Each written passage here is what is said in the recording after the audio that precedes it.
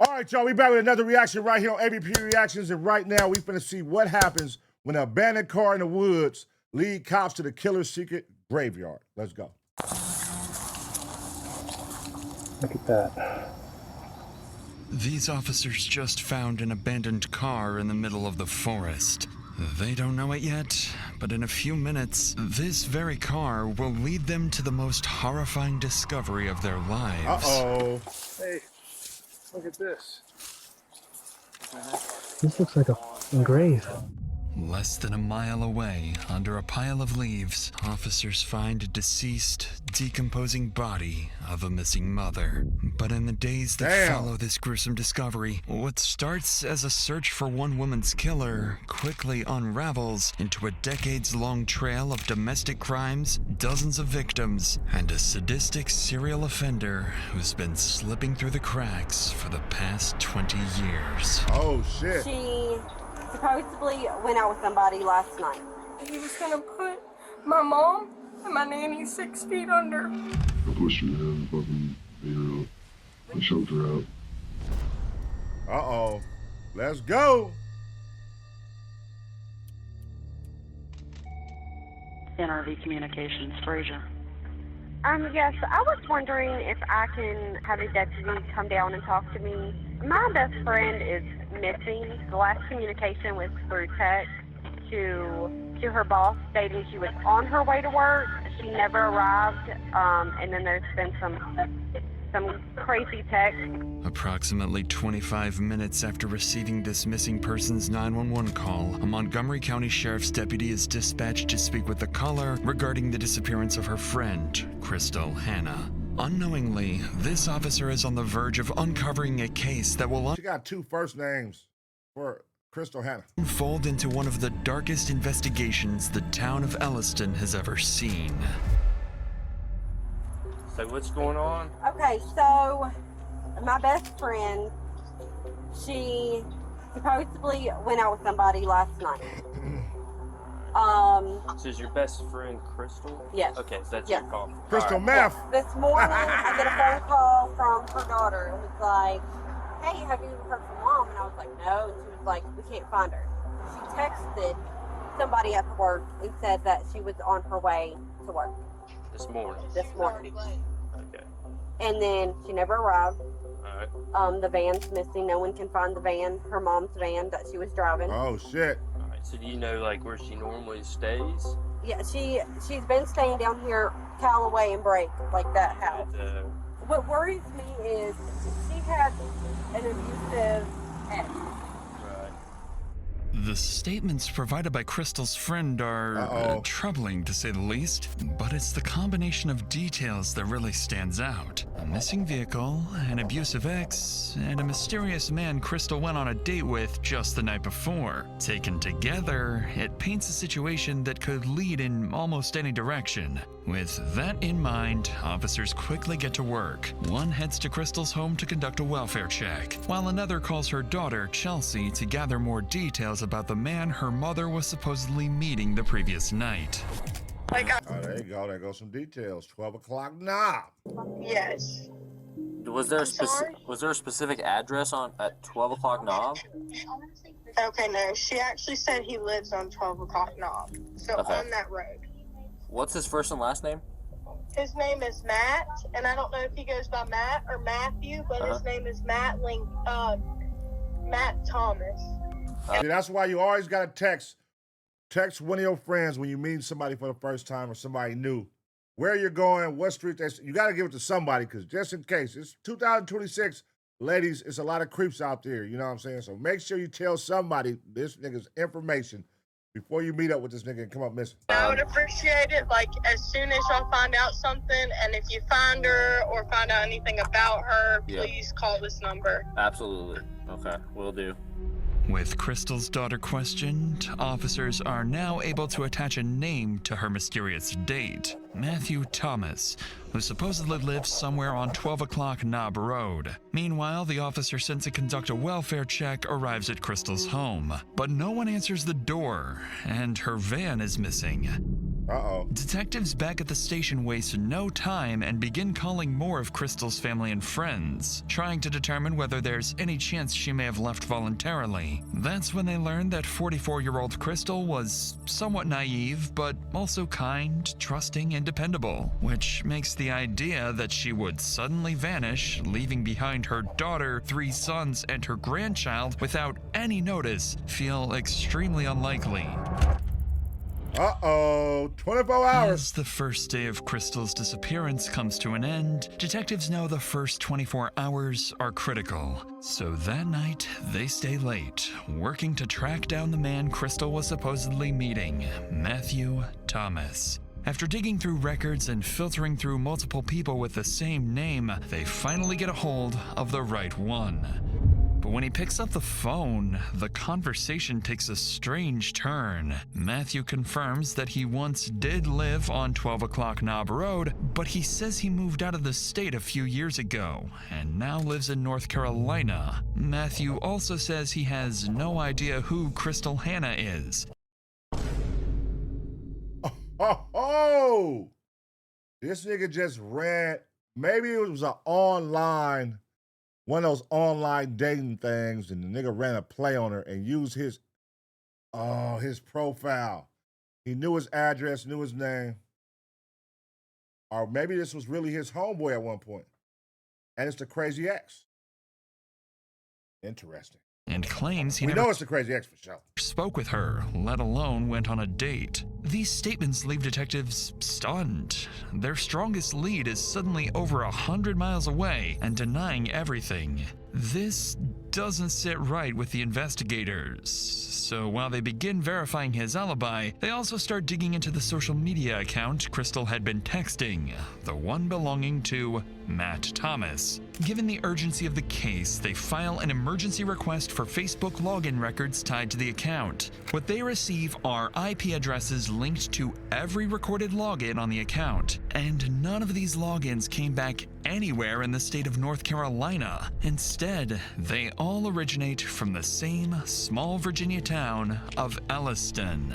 With this discovery, detectives are left facing an interesting possibility. The man Crystal thought she was talking to may have never been Matthew Thomas at all. It wasn't. It may have been someone impersonating him. With that theory in mind, officers request Crystal's phone location data, and when it comes back, it starts to confirm exactly what they feared. Because the final ping from Crystal's phone comes in at 9:50 a.m. on a stretch of road called Peddler Road, just 3 miles away from the home of Crystal's ex-boyfriend, James Hunter Stollard. What makes this discovery even more unsettling is that impersonation like this doesn't just happen in murder cases. It can happen to anyone. By now, it's 1 o'clock in the morning, and detectives decide not to waste any time. Uncertain of what they'll find, they head straight to James's house, At 1 in the hoping morning? Crystal might be there, or at the very least, that James knows something about her disappearance and the mysterious date she had the night before. But as the detectives arrive, they approach the house with unusual caution, almost as if they've already learned enough about James to know this situation could turn dangerous.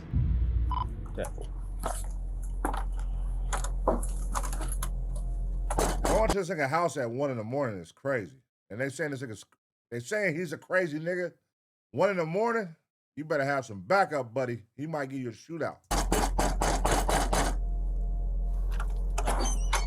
Hey. Hi. James? Yes, sir. Hey, it's Deputy Kuzma with Montgomery County Sheriff's Office. How you doing tonight? How you doing, Good. James? I'm Investigator Marshall. I'm coming out with him. I understand you had some patrol guys talk to you earlier today. Yes, sir. Is that about Crystal? Yes, sir. So we're taking this thing pretty serious, because it's not common for her to go off and be gone for any extended period of time when you guys were together, was it? What do you mean? Like, would she go off the grid and turn her phone off and Oh, yeah, she did all she would fine. do that? Okay. All right. Well, I understand, when's the last time you saw her? It's been 2 days. 2 days? Yeah. So Friday? What's today? Yeah, it gets screwy, and plus it's getting, Yeah. well, we're at 1 o'clock now, I unfortunately. know you're doing your job. Yeah. So, So you thinking Friday or maybe before then? Friday. So does that sound right? Did she drive up here? She brought me some groceries with mom and her dad. They met me at the end of the driveway. When she went to kiss me, she went to kiss me. Okay. So I don't think she's talking to somebody else. I don't know. Did she ever give you any inclination where she might go or anything? Okay. All right. Well, I want to show you this real quick because I'm up front with everyone, okay, when I'm doing this stuff, just because I want to figure out stuff and move on so we don't waste anybody's time to figure it all out. So this yellow dot's your house, right here. This is a cell phone tower on Peddler, okay? So I did an emergency ping on her cell phone, which is now, turned off, and she was here. It was 3 points. So I got this box here, and what it says is it was west 3.1 miles from here. So I put this box so it's easy to see, and exactly 3.1 miles to your house here. She was here this morning. Damn. Got you. 4 hours. This morning at 9 o'clock. So not 24 hours. Yesterday was the last time I've seen her, I guess. When was that? So it was yesterday, not 2 days ago. What's today? Monday. Today's technically Monday right now. So yesterday was Sunday. One of those days. Okay. Well, this is not 2 days ago. This is yet Sunday morning. Like, you get what I'm saying? It's not adding up. Yeah. I fully got you. Yeah. Because you busted, buddy. You're busted. I mean, obviously she's not in any trouble. We're just trying to find her. You're more welcome to come in, man. When confronted with Crystal's phone location data, James appears genuinely caught off guard, claiming he knows nothing about it and struggles to recall the last time he saw Crystal. However, given the late hour, his calm demeanor, and willingness to let officers search the house, nothing immediately seems suspicious. And as they prepare to search the home, they aren't aware of how much more involved he is than he's letting on. To make me feel better, you don't mind if we just walk around out here and whatever? Do whatever you gotta do. You sure? Yeah. Okay. Just so we can clear it off and... Can I get something to drink? You do whatever you need to do. Yeah. You better watch that nigga. Can I get something to drink? You better watch that nigga. You don't care if we walk inside? Go ahead, man. I appreciate it. Did she end up moving out?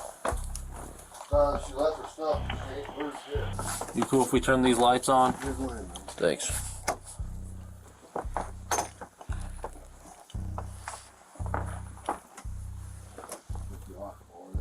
Yeah.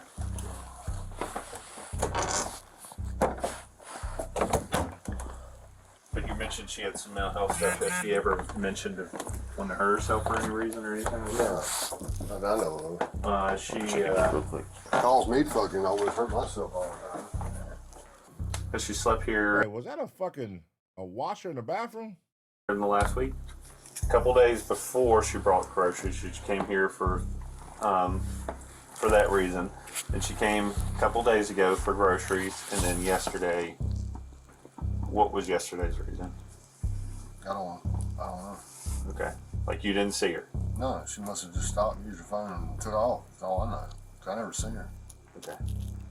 Like in the woods, though? It looked like she was in the woods. That phone ping was in the woods. Like, make it make sense, brother, man. Appreciate you being so cooperative with us and, letting us mark his voice off and things like that. And all right. Thank you. Thanks, man. We'll see you next time.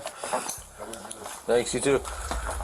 The search of the house doesn't reveal anything important, and James's questioning provides no immediate cause for concern. As the first day of Crystal's disappearance comes to an end, detectives leave empty-handed, heading into another night with no idea of where Crystal is. And while they don't know it yet, they're only a mile from uncovering the truth. What an idiot, bro. This nigga killed her right by his house. It's 5 a.m., and Officer Richard just arrived to investigate a call about an abandoned car found in the middle of the forest. At first glance, it doesn't seem unusual. Vehicles are often dumped in remote areas after being stolen or used in other crimes. But this time will be different, because they're about to find exactly where Crystal had been all this time. Uh-oh. So, I just ran the number plate, and it comes back to the missing woman from yesterday, Crystal Hannah. Uh-oh. Let's not touch anything for now. We should call for backup. Upon running the license plates of the car, officers realize this isn't just a simple case of an abandoned vehicle, because this very car belongs to no one else but to Crystal Hanna. Detectives and backup units are called in to secure the area and search for any sign of Crystal. They split into groups, looking for any indication of where she might have gone. Are they watching? I wonder, are they watching the guy's house? Because I think he knows they're on his trail. Once they show where the phone pinged at, he gotta know, like, oh shit, this is only a mile away from my house. Like, nigga, they about to find her. I wonder if he's finna try to do the dash and try to get away. So I wonder if they got somebody watching him at his house right now. That's when two officers notice blood stains on the leaves not far from the car, and just beside them, drag marks in the ground. Without hesitation, they follow them. Hey, look at this. Looks like a grave. The hell?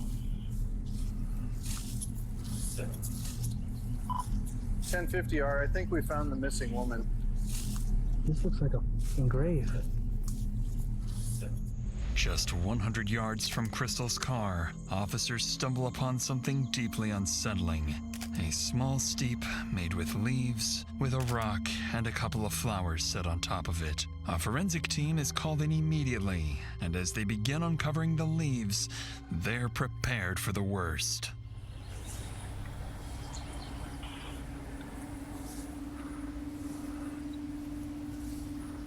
Crazy. Wow, this is her. Damn. God, looks like she's decomposing already. Officers discover Crystal's body. It shows early signs of decomposition, with mold beginning to form.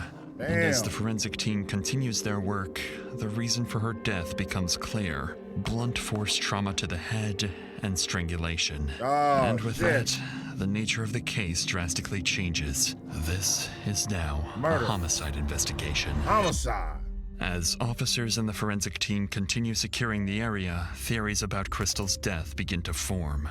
She was trusting and kind by nature, and with the possibility that she was catfished by someone impersonating Matt Thomas, investigators begin to suspect she may have been lured and killed. As officers work to collect evidence and secure the scene, a man arrives claiming to own the property where Crystal's body was discovered. At first, nothing seems out of the ordinary. Uh-oh. Uh-oh. What do y'all think? Before he can even finish his sentence, what do y'all think about this guy? Is he in on it? Does he know? Does he know the husband? What do y'all think? Before we find out right now. All right, let's find out. But in reality, this man already knows the person responsible for Crystal's death. He just doesn't know it yet. Hey, bud. 32 My name's Skip Jackson. Somebody out here with me. Yeah, this is my property. It's your property? Yeah. Okay, so it's an active crime scene right now. What's it mean? So I can't give any information right now. I can call Lieutenant from Investigating out here Yeah, and talk to I need to talk to somebody. I need to find out what's going on. Okay. Yeah, if you will, just stand up here with me. Okay, no problem. And what'd you say your name was, sir? My name's Skip Jackson. Deputy Wills. Nice to meet you, sir. Nice meeting you, sir. Appreciate everything you guys do. Yes, sir. The initial conversation with the property owner doesn't raise any suspicions, but unknowingly, detectives have just spoken to James's stepfather. This will soon give James an Oh, shit. God damn it. unexpected advantage, allowing him to adjust the way detectives see his involvement in Crystal's murder. But before any of that happens, the news about the dreadful discovery reaches Crystal's family. Even so, investigators still need to speak with Crystal's daughter and anyone who might have insight into who could want Crystal dead. So they arrange an interview with Crystal's devastated family, where they will soon learn of the threats Crystal and her family have been receiving for months. Oh. So, my name's Jeff. I'm an investigator. I've been working with Investigator Marshall. I talked to you last night. Yeah. So, I know you got a lot going on right now. I know you're incredibly upset and feel a big loss. So if you want to talk now and you feel like you can, that's fine. I feel it's necessary If to you get want it to out wait, the way that's now. fine. Or if you want to talk now and there's more later, that's fine too. So what can you tell us? I can tell you about how toxic he was and the things he did to my mom that could have led to the anger that possibly could have killed her. Okay. What type of things did you see? Did you know? There was multiple occasions, but he tried to play it off as like the good guy until I would leave. But there's pictures, and I was in the hospital for proof too that he beat her so she was almost dead. Damn. She was barely breathing at the hospital. They had to put oxygen on her to help her breathe again. Golly. And she had bruises all over her body. And the last time I seen her, Hunter left the bald spot because he ripped her hair out. God damn, man. What the fuck is wrong? I think all signs lead to him, clearly, on his stepfather's property, a couple miles away from his house, a mile away. The last phone ping was by his house. He said he just saw her that morning. Yeah. He's chipped her teeth. He's physically put his hands on her and hit her face into the concrete. Damn. He's put his hands on me, trying to drag me out of the house. He's tried to destroy everything we have. He told my mom that he wishes she was dead multiple times in front of me. And it sounded very evil with it. Almost like a laugh, thinking it was funny that he was gonna kill her.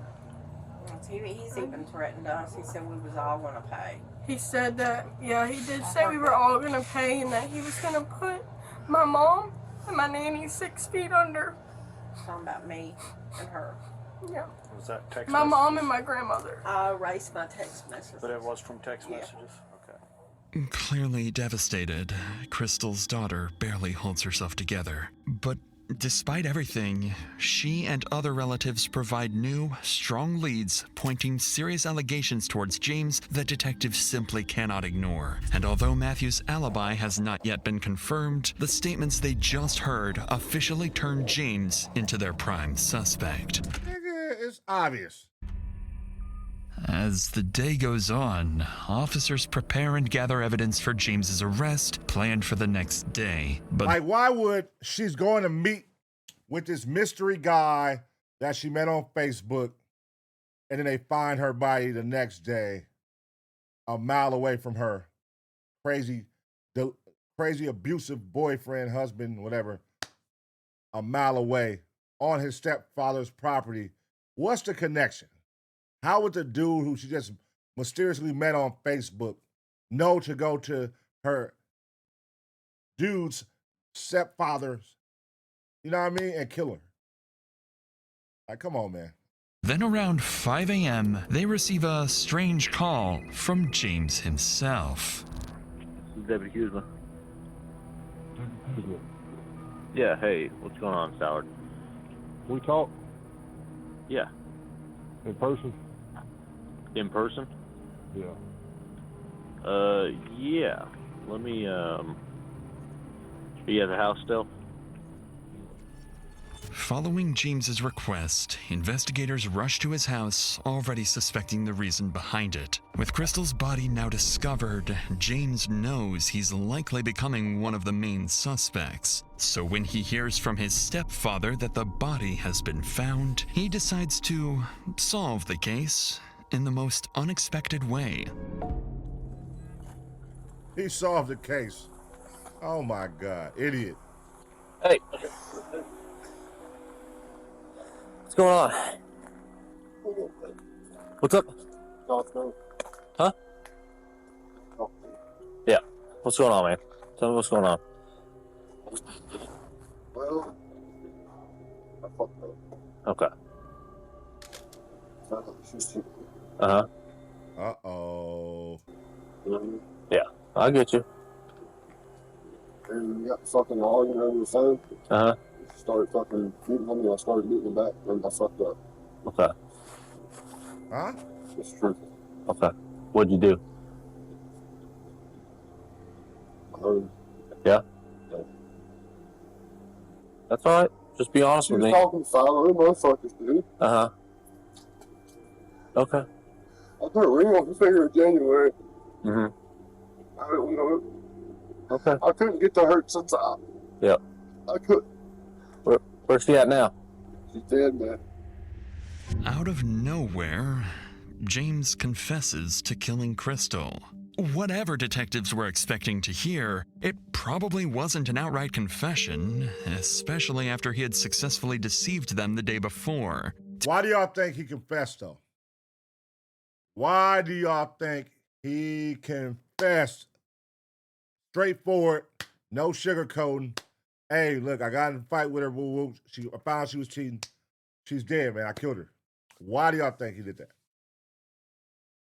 Do y'all think? Well, we know. We obviously know because of the title of the video, but damn, y'all know why. To investigators, it appears as if James's guilt and remorse have finally caught up to him, pushing him to confess to the murder. However, this will soon turn out to be a part of his new strategy, one meant to minimize the weight of his crime and gain empathy with a single goal: shifting blame and reducing his charges to the minimum, something investigators will soon discover he has managed to accomplish many times before. For now, though, James is detained and placed in the back of a patrol car before being transported to the local police department for a formal interrogation. But before questioning begins, the lead detective takes time to prepare. He finds out that James's history of domestic abuse dates as far back as 2004. Over the years, he's been involved in multiple cases involving girlfriends, including felonious assaults, aggravated malicious wounding, and repeated violent behavior. In 2013, James even assaulted his own mother during an argument over a chainsaw, calling her slurs before knocking her to the ground and forcing her face into the dirt. Oh, yeah. He don't care about no woman. If a man will beat his mama up, listen, ladies, that is a red flag. If a nigga will beat his mama up, you better not for 1 second think he won't whip your ass. Nigga beat your mama up is crazy. A few years later, he got into a confrontation with Crystal's daughter and managed to manipulate the situation so thoroughly that he was documented as the victim in the police report. Repeatedly facing only minor repercussions despite the severity of these incidents, it becomes clear that James is a skilled manipulator and that his relationships are defined by control and abuse. That impression only deepens when detectives speak with Crystal's co-workers, and it becomes clear that Crystal was no exception. By now, the detective understands exactly who he's dealing with: a highly manipulative, violent man with a documented history of abuse and a pattern of evading accountability. Basically, what I'm doing, or what we're doing here, is just having a conversation with you to kind of figure out what happened, and kind of, you know, sort of your explanation of how things went about. She came and she made love to me and loved on me and stuff, and then when I got her phone, she started acting fucking belligerent. Okay. Now, is this Saturday morning, or is this some other time, or? Yeah. Okay. All right, hold on. So his story is she came and made love to me, but her last text to her daughter was, "I'm going to meet with this new guy." So y'all know what that means. This nigga done, he done raped her. Acting fucking belligerent. And I got on her fucking messenger and she got fucking violent and shit. I guess I got violent with her too, and then we fucking ended up hurting. I ended up hurting her. I knew she'd be fucking cheating on me. I just didn't have any proof. She wouldn't tell me. Nobody tell me. So you set up the Facebook. And being with somebody for 10 years and finding out that they're messing I put a ring around on her on you. finger in January, and she left for 2 fucking months, and come back, and then left, and come back, and left, and come back, and left, and she left her shit there. Like, her stuff's been in my house the whole time she's been gone. I've had nothing but her in my house. You know, I didn't even want to go in my house. Yeah. You know, I'm even fucking Still standing. Yeah. I fucking starved. I probably lost fucking 50 pounds. Just fucking left. And the whole time she's just running around being a fucking whore. It's the worst fucking hurt I've ever had in my life, man. It's incredibly Nigga difficult. said the whole time she running around being a whore. Listen, bro. You can't be the nigga making a Facebook account and baiting her in to fuck with you and then call her a whore. Like, bro, you're putting in this time, you're working overtime to get her to fuck with you, to prove that she fucks with other guys. So it's kind of like you made this happen. Like, you put that on yourself. You blaming her. She was probably just chilling, nigga. You the one got up in her DMs, nigga, probably going heavy on the hey beautiful, hey, good morning, queen. Good morning, queen. Grand rising, queen. Grand rising, queen. Niggas be putting that. Niggas is Scorty who put that. This is the worst fucking hurt I've ever had in my life. Because I loved her with everything I had in me. And it's like I was loving the fucking floor or something. I don't understand it. I done everything I could. I even put her name across the side of my fucking head. Just to get her to fucking... It's the worst fucking hurt in the world, man. What kind of relationship did y'all have most of the time? It was very toxic. But I ain't never loved somebody as much as I loved her, you know what I mean? I don't understand it. Like, she could say to do the worst shit. She hit me with a car. She'd say the worst shit to me in the world, and my fucking heart don't do nothing but fucking pump blood for her, you know what I mean? I don't understand it. It's like she put a fucking curse on me or something. I don't know. I mean, our love was the strongest fucking love I've ever seen, but the fucking the fights were awful. Just as detectives anticipated, James tries to cast himself as the victim. But unfortunately for him, detectives have already done their homework and know exactly who they're dealing with. Stupid. So they stay calm and act understanding, because what matters most now is getting James to provide as many details as possible about the day of Crystal's death. However, while investigators prepared for more manipulation attempts, James is about to do the exact opposite. And we appreciate you being About cooperative to switch it up on their ass. and going through it. So as that's going on, and you've referenced a few times of, you know, you said you hit her, right? Was that with an open hand, closed fist, with something? Okay. Do you have anything in your fist? No. Okay. Do you know if it was your right or left hand, or? Right. Okay. Yeah. After you hit her, she said she was.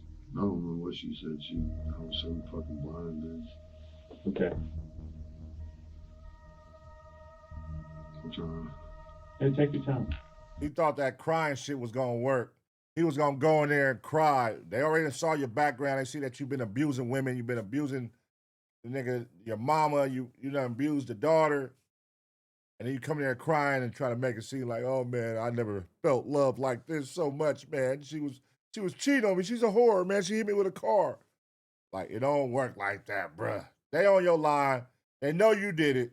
Now they're just trying to act like they're trying to befriend you so they can get as much information out your ass as possible so that when you go to this motherfucking court, they gonna get your ass, send you up Shit's Creek, brother.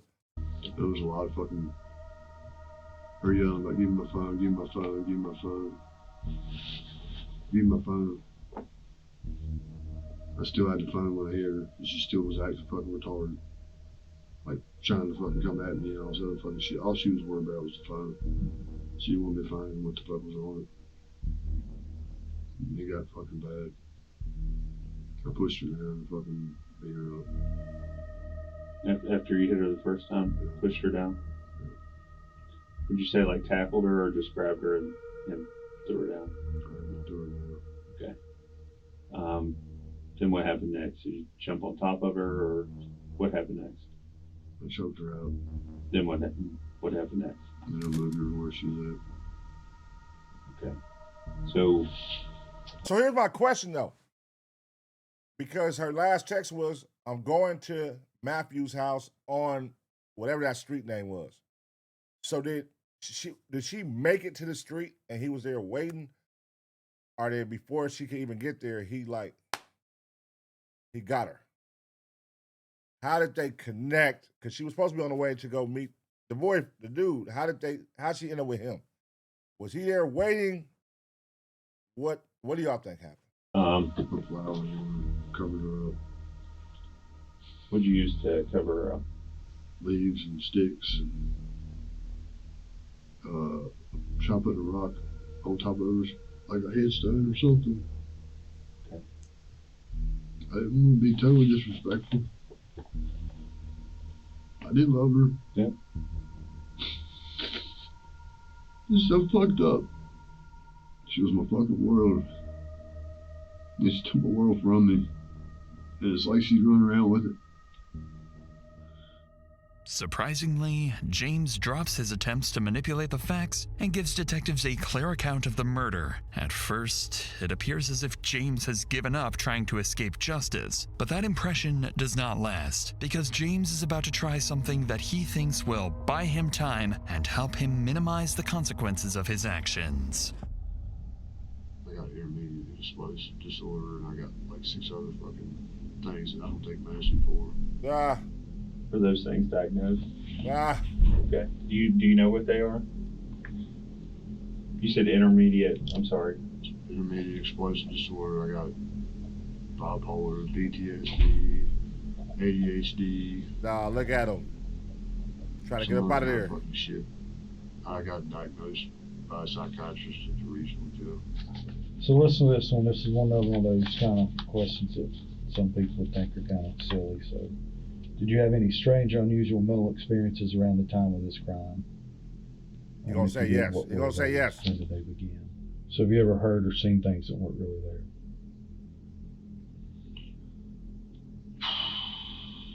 I've heard many things, but I don't ever see shit. It's like a cap. Now, is it while you're taking drugs or?